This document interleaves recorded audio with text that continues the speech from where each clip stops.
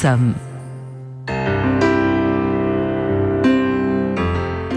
أعزائي المستمعين، السلام عليكم ورحمة الله وبركاته. نجدد لكم التحية من خلال برنامجكم بلسم على أثير نور دبي، وموضوعنا عن الربو وأيضا السعال، وطبعا السعال من الأعراض الشائعة لدى الكثير من الأشخاص من الأطفال وحتى كبار السن. ضيفتنا حول هذا الموضوع الدكتورة عواطف الفلاسي، اختصاصية الأمراض الداخلية ومدير عيادات شروق في مردف التابعة لمستشفى القرهود الخاص بدبي.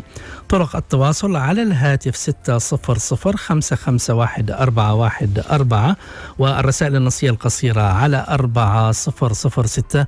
ونرحب أيضا بمتابعينا عبر الحساب الرسمي لإذاعة نور دبي على الانستغرام لايف نور دبي راديو. دكتور عواطف، السلام عليكم. وعليكم السلام ورحمة الله وبركاته. طبعا نتكلم بشكل مختصر عن الربو في البداية، باعتبار شهر ماي اللي هو هذا الشهر، شهر أيار، هو مناسبة على مستوى العالم للتوعية بالربو كمرض من الأمراض المزمنة، وأيضا من أكثر الأمراض التي تسبب دخول الأطفال إلى المستشفى. وعدد الإصابات بالربو على مستوى العالم يزيد عن 235 مليون شخص. صحيح. نعم. نتكلم اليوم عن داء الربو، وهو معروف أنه مرض مزمن. نعم. وهو مرض التهاب مزمن في المجاري الهوائية، بالتحديد في القصبة الهوائية. نعم. داء الربو هو أعراض متنوعة، وتشخيصه عادة شخص الدكتور سريريا، لأن الأعراض دائما متكررة الحدوث. فالأعراض عادة تنتج عن تشنج القصبة الهوائية. نعم. تشنج القصبة الهوائية يطلع عند المريض على شكل سعال. السعال هذا يكون مزمن ومتكرر جدا، يؤدي إلى ضيق في الصدر وضيق في النفس، وممكن يؤدي إلى صفير في الصدر.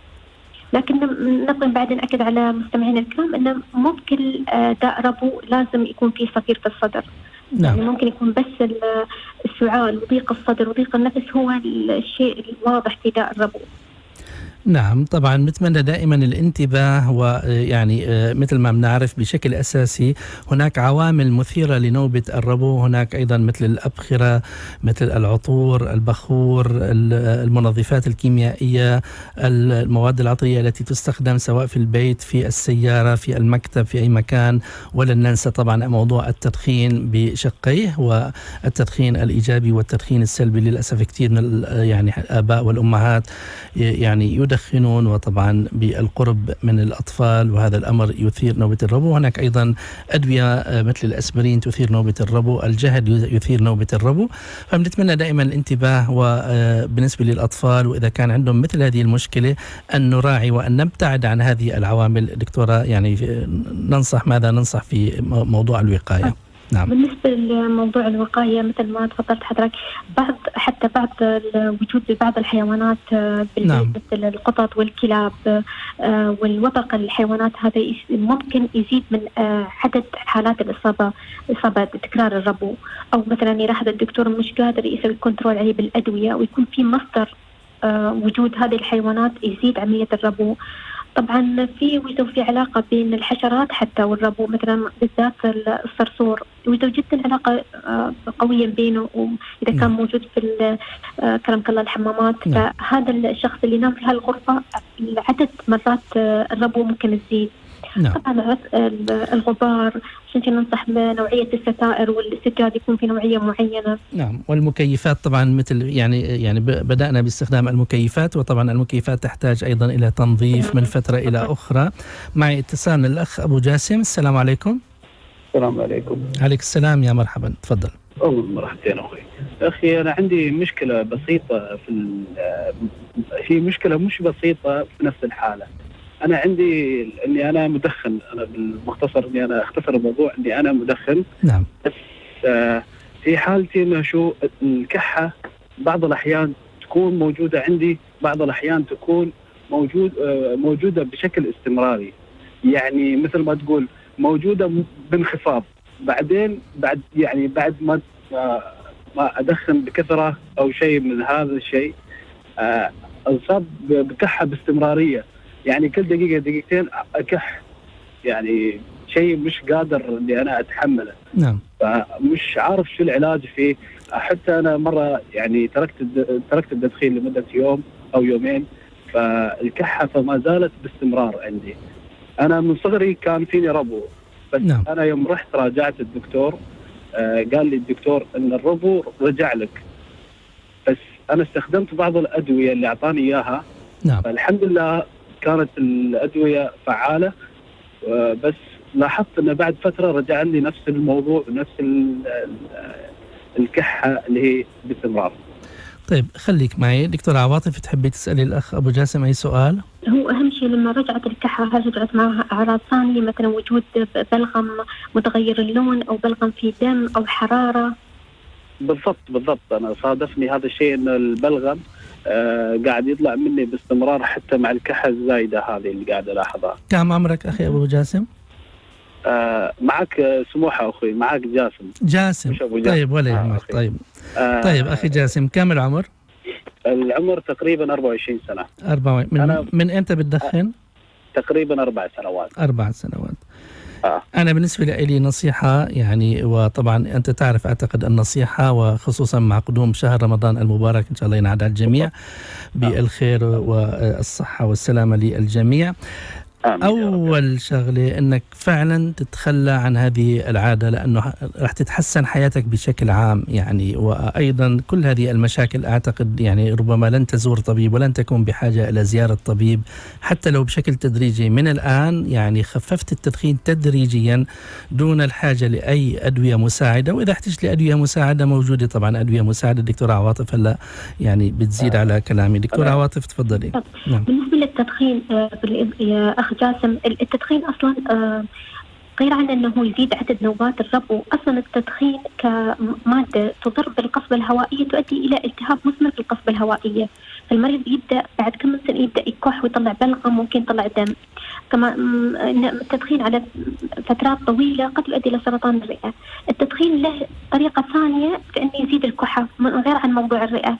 التدخين يسبب ارتجاع، التدخين يسبب التهاب في المريء والمعدة. يعني التدخين هذا الدخان نفسه اللي يدخل في الرئة يدخل في المعدة ويسوي التهاب، فبالتالي إذا عصارة المعدة ترجع وتزيد الموضوع. فبتلاحظ أن مع التدخين يزيد الكحة من جهتين، هو يغطي يعني ويضر المعدة والمريء وكمان يضر الرئة. فأنا نصيحتي الأولى البعد عن التدخين، وهذه فرصة في رمضان إن شاء الله تقدر إن شاء الله تتخلص من التدخين، ومراجعة الطبيب للفحص السريري، وممكن يطلب منك عينات بلغم، وممكن يحلك هذا الموضوع بالسيطرة على الربو. وبعدين ممكن حتى تكون هاي السيطرة جد فقط مؤقتة وما تحتاج حتى بعدين العلاج، مو مجرد انك وقفت التدخين. نعم. وهناك طبعا عيادات متوفرة للإقلاع عن التدخين في القطاع الحكومي، في يعني طبعا في هيئة الصحة في دبي، في هيئة الصحة في أبو ظبي، وأيضا في وزارة الصحة. طبعا متوفر فيها كل وسائل الدعم المعنوي، وأيضا هناك أيضا أدوية ووسائل أخرى مساعدة. يعني أتمنى أن تأخذ بهذه النصيحة أخي جاسم.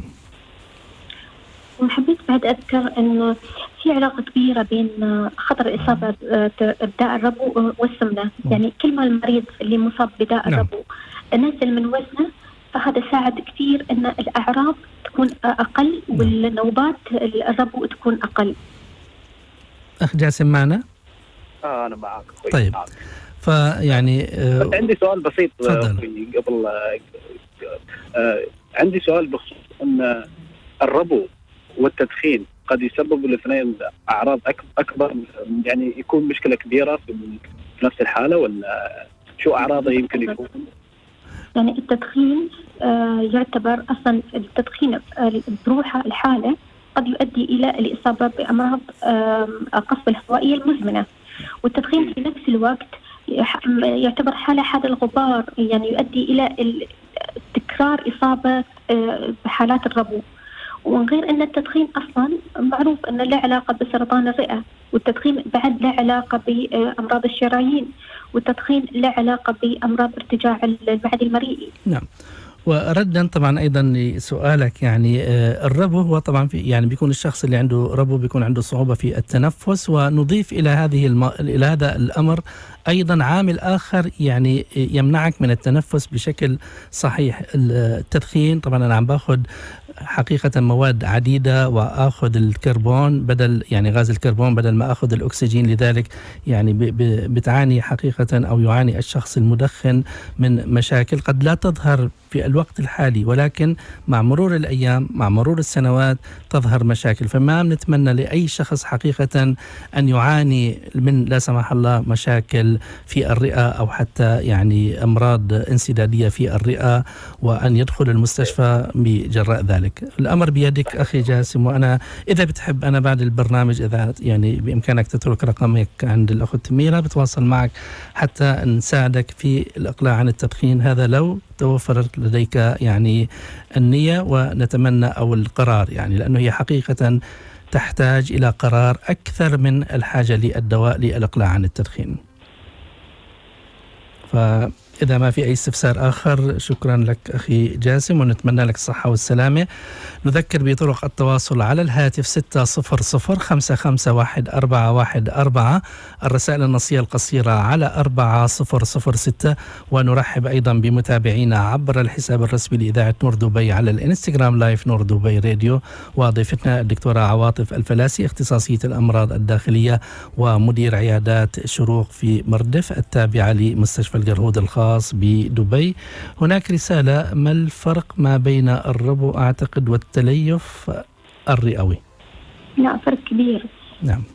الربو مثل ما قلنا هو مرض التهاب مزمن يصيب نعم. المجرى الهوائي القصبة الهوائية نفسها. نعم. يطلع على شكل صفير أو قحة.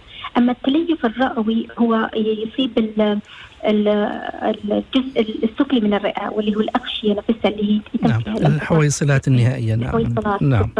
تتليف، وهذا قد يكون بعد ممكن تكون أسباب خارجية مثل في يعني تعرض فترات طويلة جدا لأنواع معينة من السموك اللي أو الناس اللي عندهم شغلات معينة يتعرضون لها تتليف، وفي تليف جينيتك يعني وراثي بين السنين.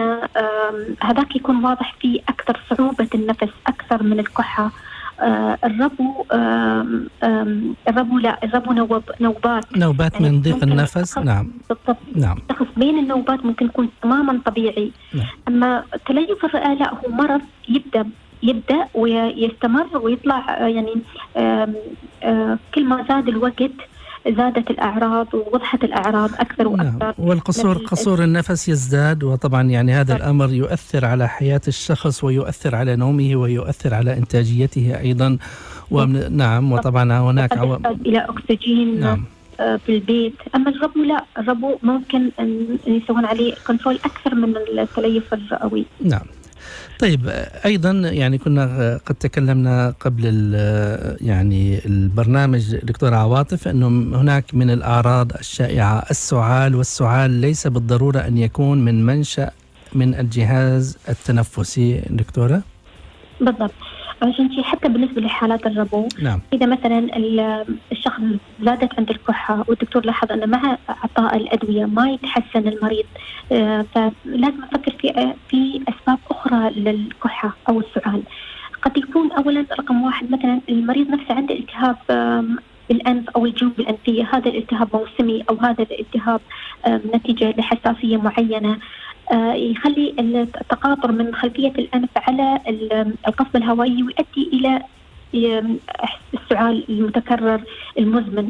فلو عالجنا موضوع الأنف وحساسية الأنف أو الجيوب الأنفية فنكون عالجنا الموضوع السعال، يكون الشخص أصلا ما عنده ربو، الموضوع كله بالأنف، وهذا يحتاج إلى مراجعة الأنف وذو الحنجرة. قد يكون السبب السعال مرض في الجهاز الهضمي، يكون فحصنا على مريض سريريا وأخذنا من القصة السريرية وفحصنا على الرئة وعملنا أشعات وعملنا جهاز قياس التنفس ولقينا كل حاجة طبيعية.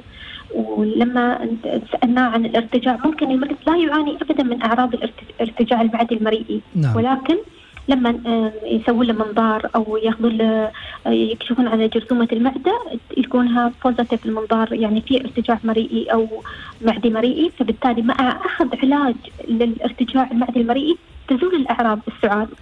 دائما المعالجة يعني نرددها دائما في برنامجكم بلسم، المعالجة سببية وليست عرضية، بمعنى لو كان لدي سعالا فعلي أن أذهب إلى الطبيب وليس إلى الصيدلية لشراء أو الحصول على يعني شراب للسعال أو ما شابه ذلك، أو حتى أدوية أخرى سواء كانت شراب أو حتى يعني حبوب. لا، علي أن أعرف السبب. فالسبب قد يكون مثل ما ذكرت الدكتورة عواطف، قد يكون بسبب من الجهاز الهضمي، من ارتجاع الحامض من المعدة إلى المري، وقد يكون أيضا لأسباب تنفسية، قد يرتبط لا سمح الله أيضا بمشاكل قلبية وإضافة إلى قصور التنفس. يعني في أسباب كثيرة، وأيضا أسباب تحسسية أو تخريشية أو التهابية. فإذا هناك سبب للسعال.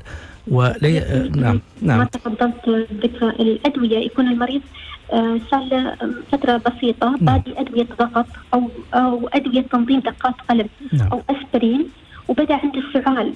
فبالتالي مع الأخذ القصة السريرية كاملة الدكتور ممكن يتأكد أن من وجود هذه الأدوية بدأ المريض كسايد إفكت اللي هي الأضرار الجانبية لهذا الدواء بدأ يكح ويسهل مدة شهر، ويكون سبب الدواء مجرد تغيير الدواء يعني يتحسن المريض والسعال. نعم. وأيضا بالنسبة للأطفال، وهذا أمر هام جدا، الأطفال الصغار قد يكون نتيجة استنشاق جسم غريب صغير طبعا. فإذا أعطينا للطفل شرابا للسعال فبالتالي سيختفي العرض، وبالتالي سيبقى الجسم الغريب، وهذا أيضا يؤدي لمخاطر كثيرة جدا. لذلك التركيز دائما على العلاج السببي وليس العرضي. نصيحة الأخيرة دكتورة عواطف. أنا أنصح كل طبعا أصحاب الربو، أول شيء أنصحهم أن يهتمون بأخذ العلاج المناسب، خاصة أصحاب الربو اللي مثلا مرتبط الربو ما لهم بالتمرينات، مثل في ناس عندهم مرتبط بالرياضة. نعم. أخذ العلاج قبل الرياضة. أنا أنصح بعد أصحاب الربو أن يأخذون التطعيمات اللي هي في شهر 9 و10، التطعيمات المضادة للفلو أو النيموكوكل في وقتها، فتعطيهم وقاية جدا جميلة على أن ما يحتاجون يأخذون يعني يتحولون إلى نوبات ربو حادة ويحتاجون كورتيزون. فأنصحهم بأخذ العلاج التطعيم. أنصح المدخنين بالتوقف عن التدخين، ومثل ما تفضلت حضرتك رمضان جاي إن شاء الله يكون فرصة للتوقف عنه إن شاء الله. أو أنصح كل مريض ربو أنه لازم يستشير طبيبه، لأن مرات في أمور جدا بسيطة ممكن نسوي عليها نقلل عدد حالات الربو. نعم. وطبعا الربو يتسبب بالتغيب عن المدرسة والتغيب عن العمل، ويؤثر أيضا على الناحية الإنتاجية. وكل الشكر للدكتورة عواطف الفلاسي، اختصاصية الأمراض الداخلية، مدير عيادات شروق في مردف التابعة لمستشفى القرهود الخاص بدبي. دكتورة عواطف شكرا جزيلا لك. حياكم.